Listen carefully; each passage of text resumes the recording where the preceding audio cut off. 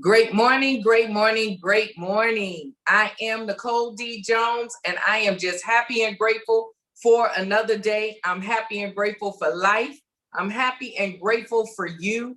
I am happy and grateful for the opportunity to look at me, okay? To right my wrongs, to know that waking up today, the whole day is not guaranteed to us. The whole day is not promised. But one thing that I'm happy and grateful for, I truly believe that every moment, every day that we wake up, every day that we open our eyes, we wake up and we open our eyes with purpose. We wake up and we open our eyes to receive blessings. We wake up and we open our eyes not only to love ourselves more, but to be humble and love one another. I am just happy and grateful for you. I'm happy and grateful that we are wealthy, that we are healthy, and that we are prosperous. I'm happy and grateful that everything that our hands go to touch, it must, it shall, and it will prosper and grow. Because every time we come together, we are keeping each other accountable to make sure that we become the best of who we are unapologetically. We're learning to be who we are through a posture of submission and humility, not arrogance and pride. And because of that, we are relevant, we are necessary, we are needed. Everything that we do in a day, it has to benefit and prosper in a positive way. I don't know if y'all believe that about yourself, but I do 110%. So even in my wrongdoing, because I'm diligent, because I'm consistent, because I'm persistent in keeping my eyes on me, I'm given the grace to right my wrongs, and then I'm given the grace to make everything that I may have made wrong right. Woo. Understand who you are. Understand whose you are. Understand the power and the authority that you truly possess. Understand that you have dominion over regions. Dominion over regions. Man, Lord, that ain't even what it's about today. But listen, I am happy and grateful for you. Thank you for coming every Monday, Wednesday, and Friday and being willing to just be an accountability partner to me. And I hope that you see me as an accountability partner for you. So for those of y'all on the trading team, my co-host gave me the instructions this morning, right? Y'all seen the video from Little Sarai, and she told me go ahead and wrap up these laws. So that's what we're going to do today, okay? So, of course, we have done the law of difference, the law of the mind, the law of recognition, the law of two, the law of place, the law of honor, and now the seventh law that we want to honor to have uncommon success is the law of the seed. So if you have missed any of these laws, man, I'm telling you, go back to either the website, I am Nicole D. Jones. I know it has the last 8, but at the bottom of that, it'll allow you to subscribe and go to my YouTube channel, which is I am Nicole D. Jones as well. Go back and re-listen to them with a notepad, okay? With a notepad. Write this stuff down. Telling you, let it get in you, because the laws of the universe, they just are what they are, okay? So we have to learn how to tap into them. We can't stay victims of our situations. We are victorious. We are warriors that are victorious. It's Warriors Wednesday. Our co-host, our mascot, she said, wrap it up. So we're going to wrap it up, because you got to walk out and tap into these laws that they're everywhere. They're accessible to us all. So why are we all healthy, wealthy, and prosperous? Because we're not tapping into it. It's us. It is I. Okay? So, law of the seed. A seed is a beginning. A seed is a beginning. All right? The Bible is a book, and everything goes back to the word. I'm telling y'all, everything goes back to the word, okay? No matter what, we are all spirit with a soul wrapped in flesh, okay? So the Bible is a book about the law of the seed. Words are the seeds, for feelings. Words are the seeds for feelings, the beginning. Mercy is the seed for change. Honor is the seed for access. Gratitude is the seed for more. Whatever you're thankful for will increase. Yeah. Whatever you're thankful for will increase. That's why I'm happy and grateful that I am healthy. I'm happy and grateful that you are healthy. I'm happy and grateful that we are wealthy. I'm happy and grateful that we are prosperous, because anything that I am grateful for, it will increase. And I'm not looking for the increase just for me. I want your increase to be more than mine. I want to sip and eat off your cup, okay? I'm grateful for every life that Jehovah God allows me to be a part of. I'm humbled by it. I don't take it for granted, and I don't take it lightly, okay? Whatever you are thankful for will increase.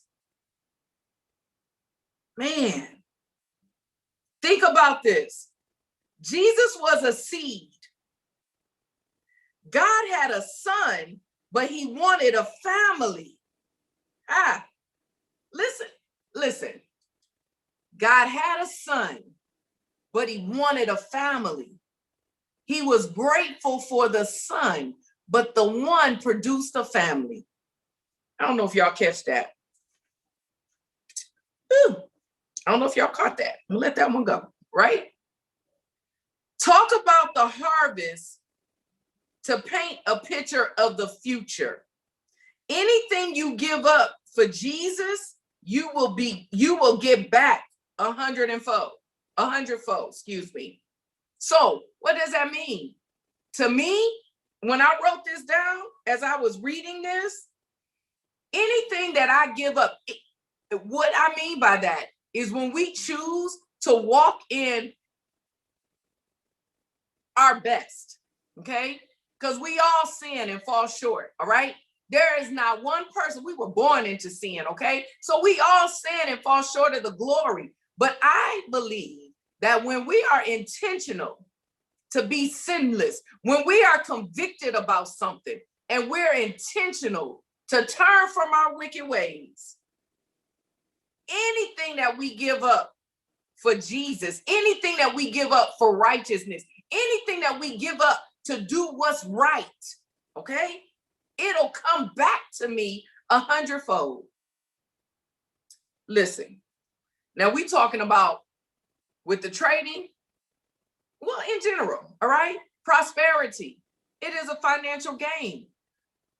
Money is everywhere. It's around us all the time, okay? So if I learn to give up my bad habits, if I learn to be a good steward over my finances, then they have to return to me 100-fold, okay? I tithe. I am a tither. I believe in tithing, okay? So I give 10% of whatever I get. You give me $1, I'm gonna give up a penny. You give me 10, I'm gonna give up $1. That's just how I am, okay? I'm faithful in my tithes, but the action isn't what brings it back, okay? You give a whole lot of money, and if your heart is afar, you ain't getting nothing back. It just is what it is. Don't be mad at me. Read the word, okay? It'll explain it to you, because he judges by the heart.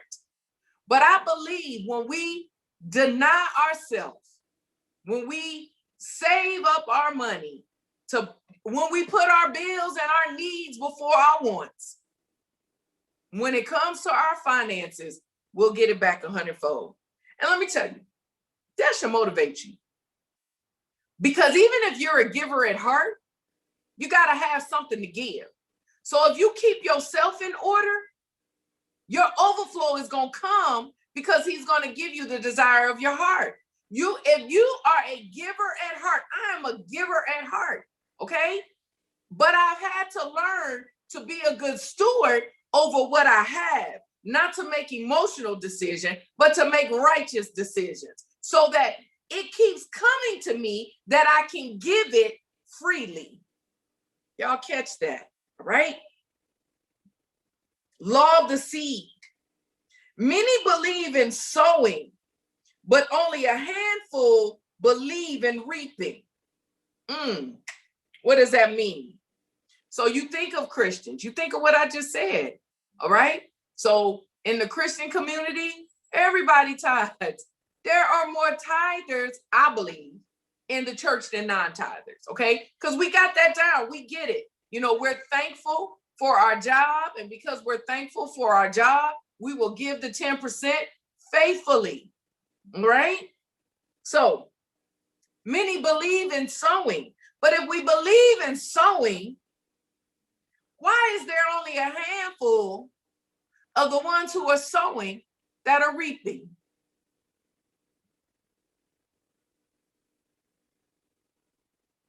Think about that. If we believe in sowing, is there something wrong with our belief in reaping, or have we not been taught? I was just talking to someone yesterday. Man, we're taught to give the tithe, okay? Farmers are taught how to plow, how to plant seed. But are we taught how to reap? I don't think so. Because if you think about it, when you think of the law of the seed, when you think of sowing, we got it down. We sow into people. We sow into okay. So like I said, tithing is one way of sowing, all right? You're supposed to give 10% of your tithes, right? To God, it's what you're supposed to do. So we're taught that. We understand sowing. You can sow into people. We sow our money into people. We sow our time into people. We sow ourselves into different things. You know, we want to be a good person. So because of that, we don't want to be selfish. We sow, believing for a reaping season. So why don't we get it? I feel like we're not taught. We're not taught about the reaping. We're taught about the sowing. You know, you're a good person when you give. You're a good person when you're not selfish. You're a good person. You know, if you stingy and the people looking at you like, see, that ain't right. You ain't right. You're just selfish. This, and this. You don't know how to sow. You can't do this. You can't do that. But if you sow all the time and you ain't reaping nothing, I don't know about you, but I don't know. You know, sometimes I just be like, why am I sowing, but I never have a harvest of reaping? It's because sowing is based on qualifications to receive. Reaping is proportion to our confidence, what we are worthy to receive. Y'all got to catch this, okay? Because again, we are taught to be good people. We're taught to be good Christians. We're taught to just be, you know, good in humanity. So in being good, what good looks like is sowing. It's giving. That makes us a good person. She's so good to them, okay? And we should sow, all right? We are taught that. But maybe our belief in reaping cannot grow because we don't see the benefits of sowing most of the time. And when we reap a harvest, we don't never feel like it's equal. But that's because we're not taught. Who has told you that the portion of your reaping is based on your confidence? Do you believe that you're worthy to receive it?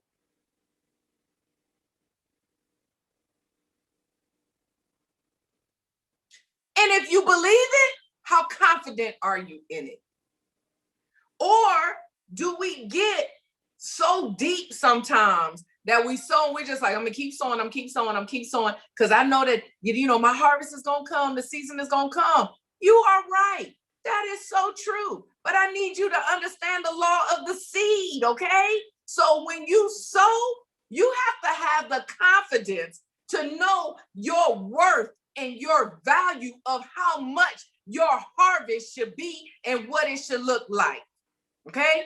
I don't know about you, but I believe that my harvest is an overflow. I tell y'all all the time, the journey is where I get the blessings. All right? Once I reach the goal of whatever I have the vision for, that is the overflow. That is not my blessing. So when I have a goal and I have something that I'm working towards through my journey, I expect trial and tribulation because I know that through that, how I handle it is going to determine me being able to see my blessings on the journey.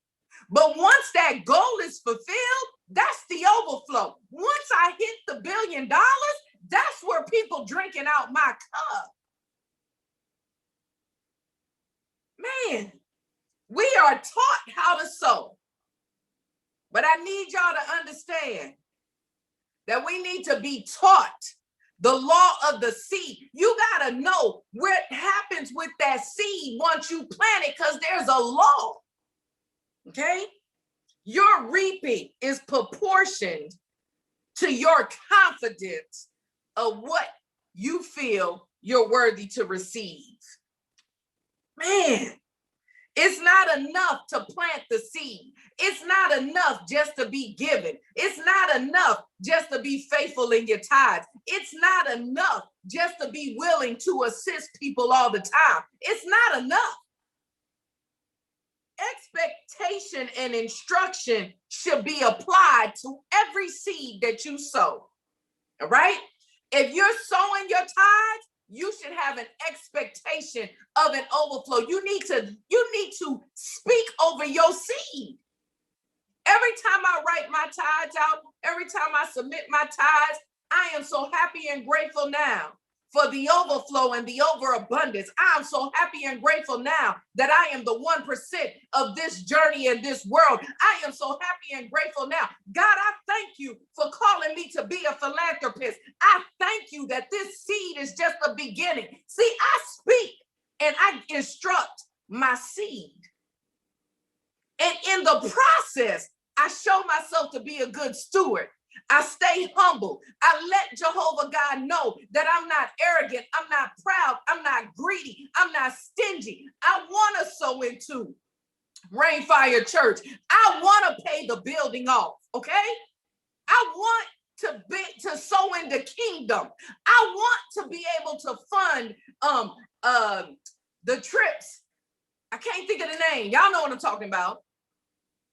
Where we go somewhere else and we sow. Man, it blew my mind. I want to sow into my loved ones. I want to purchase my father land. It ain't good enough to get, he worth more than a house. House ain't enough. I want him to have land, all right? I want him to leave this journey in a place of peace that when he shuts his eyes, I know where he's going because he already laying in heaven. Ooh, Lord, help me. You gotta instruct your seed. There is a law for the seed. We cannot minimize our power and our authority. Man, we're taught on how to plant. Man, you can go on TV. You can go on a show. Somebody sitting in some dirt showing you how to plant these seeds. They showing you how to garden. There is like a gardening channel, okay? We are taught how to plant. But how often is Martha Stewart on here showing us the process? How often are they warning us like, hey, okay, you planted the seed, but you got to make sure that the soil just stays this moist. Now, if you can do this and it's all clumpy, your seed is going to die. See, we're taught so much on planting the seed that there is not the teaching and the knowledge and the understanding of the process of the seed. Sometimes we don't even know what we're looking for. Okay? If something starts sprouting out, all we looking for, we plant tomatoes, we just looking for the tomato. But what about that whole process? What is the vine supposed to look like? how big is it?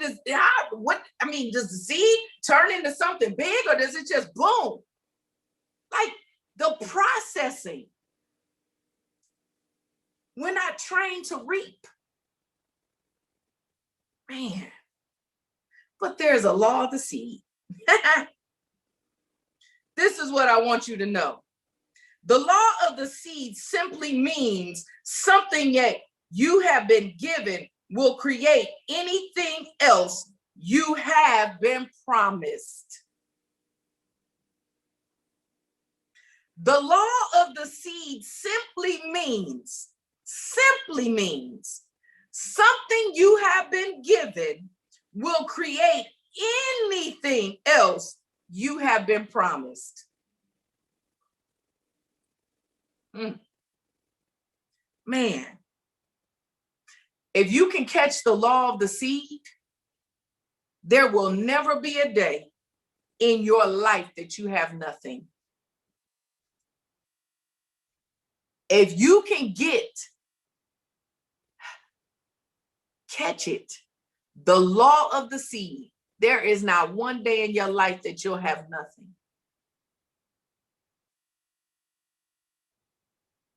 Why do I say that?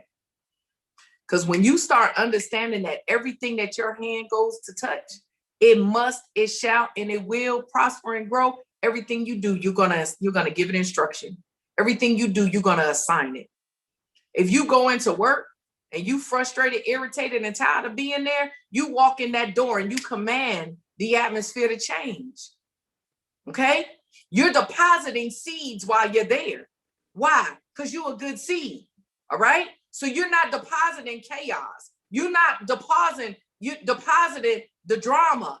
You are the solution to every problem. So you command the seed that's going to be planted in there for 4, 6, or 8 hours, however long your shift is, 10 or 12, I don't know. But you instruct yourself because you're a seed. You understand that the law you'll reap the benefit of it. Nothing. It'll shift your perspective. And you'll know that every day you have everything that you need. Even when it doesn't look like it, I have everything that I need. Because there's always a ram in the bush when I know that I have everything that I need. So if I need $100 today and I ain't got $100, then by faith, I believe it's a ram in the bush. In some kind of way, that $100 gonna come if I really need it. If I really need it. See, this is why you got to know your needs and your wants, because we want a whole lot. It's a whole lot that we want that we say we need, but we don't need it. But my needs are met daily. Inventory your seeds instead of your needs. Never study what is missing in your life. Study what you already possess. Look, because my co-host told me we're going to end the seed today. So this is what I want you to know, because we're going to end it today, because she says so. See, Sarai, she the HNIC. She tell me. Sarai said we're going to end it today. So this is what I want you to understand. See yourself as a seed. Know that with a seed, and go back to my notes, it's not enough just to plant the seed. It's not enough for you to just be there. It's not enough for you to just give. You have to have the expectations and the instruction of what should be applied. All right? We haven't been taught this, but now we know. Okay? So a seed is not just our financial gain. All right? The greatest seed is you. Jesus was a seed. So if Jesus was a seed, you a seed too. All right? You're the greatest seed of it all. And you will reap 100-fold of what you give. So keep that in mind. So if you over there cutting the donkey, stop it. Because if you do it, don't be mad when all hell start breaking loose and it's your fault. I ain't talking about the trials and tribulations that we count all joy because it works perseverance and patience. I'm talking about when you cut a food, okay? You got to think about this. You're the greatest seed. So everything you do, it needs to be humble, focused, and in a positive posture. All right. I want you to decide to attract favor. Decide to sow favor and decide to reap favor. That's what I want you to do. All right. Understanding that you are the greatest seed. So don't limit your mind to seeds that we plant in the dirt. Don't limit your mind to seeds that we sow financially. Don't limit your mind, because anything that you do, you still the authoritator of the seed that you're planting. So you are a big seed. And you only need faith the size of a mustard seed. So decide to attract favor. Decide to sow favor. Decide to reap favor. All right. I am so happy and grateful now that as I continue to be a healthy, wealthy, and prosperous seed, I am a magnet for favor. Man, attract the favor. Declare the favor in your life. Do it. All right. Oh, Lord, what time is it? 10:30. It's 10:30. I'm going to leave it on that. We're going to let this go. All right.